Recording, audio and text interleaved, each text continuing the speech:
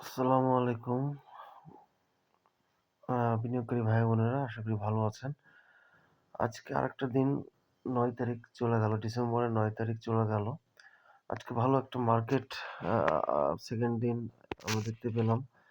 যাই হোক বন্ধুরা, আস সরি ইনভেস্টর ভাই বোনেরা, আশা করি আজকের মার্কেটটা মোটামুটি সবাই একটু আশাবাদী হয়েছেন বা সামনে হয়তো ভালো দিনগুলো আসছে এরকম চিন্তা করতেছেন। তো সেটাই আমি বলব যে আসলে এটাকে নিয়ে সবসময় লং টাইম চিন্তা করতে হবে। লং টাইম চিন্তা করলেই মার্কেট ভালো হবে। তো দেখেন, আজকে মার্কেটে আমাদের দেখতে পাচ্ছি যে আলহামদুলিল্লাহ ৩১৭ টা কোম্পানির শেয়ারের দাম বেড়েছে এবং দাম কমেছে ৩৪ টা এবং অপরিবর্তিত ছিল ৩৬ টা কোম্পানি। টোটাল ৪৫৮.০৪ কোটি টাকা ট্রেড হয়েছে এবং যে সূচক ৫৬.৬১ সূচক বেড়ে তার সূচক দাঁড়িয়েছে ৪৯৬২.৯। তো ব ইনভেস্টর ভাই বোনেরা, আশা করি মার্কেটটা সবাই ভালো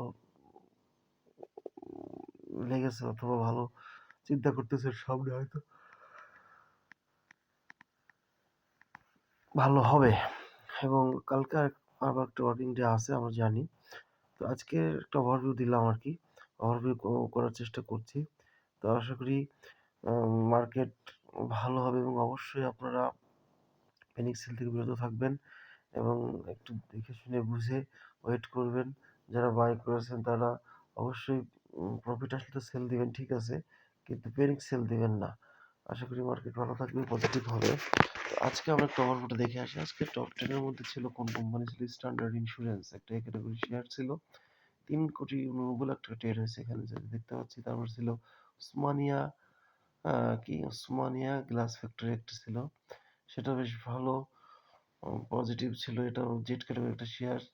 তারপরে ছিল জুটি স্পিনিং, জেড ক্যাটাগরির একটা শেয়ার, এটাও পজিটিভ। জেড ক্যাটাগরির শেয়ার স্ট্যান্ডার্ড সিরামিক্স জেড ক্যাটাগরির শেয়ার, নর্দার্ন ইন্স্যুরেন্স জেড ক্যাটাগরির শেয়ার, ঝিল বাংলা জেড ক্যাটাগরির, central insurance A category, Intech B, Sonargaon B, তারপরে এইচআর টেক্স জেড, আমরা ট্রেক, কেপিপিএল, তালু স্পিনিং, এগুলো সব জেড ক্যাটাগরির শেয়ার।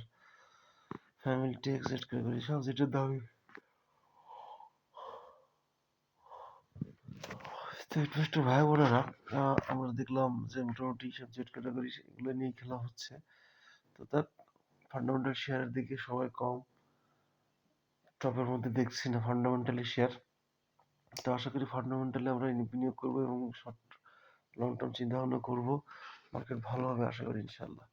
নির্বাচনের তফসিল ঘোষণা হলে মার্কেট আরো ভালো হবে। আশা করি আমাদের তফসিলটা ঘোষণা হয়ে যাবে as soon as possible।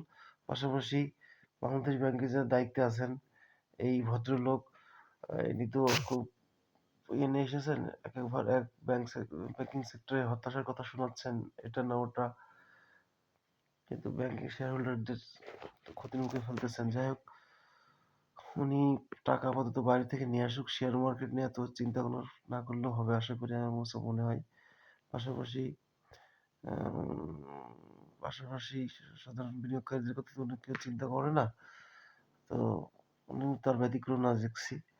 ওনার কথা ছিল যে বাইরের টাকা দেশের টাকা কি বলে এটারে, বাইরে যে টাকাগুলো পাচার হয়েছে উম, উম, বিভিন্ন ধরনের পলিটিক্যাল সাপোর্ট নিয়ে তাদের টাকাগুলো নিয়ে আসবে, তা না করে সাধারণ বিনিয়োগকারীদের উপরে তিনি হস্তক্ষেপ করে তাদের শেয়ারগুলো জিরো করতেছে। এটা কোনোভাবেই আসলে কাম্য নয়।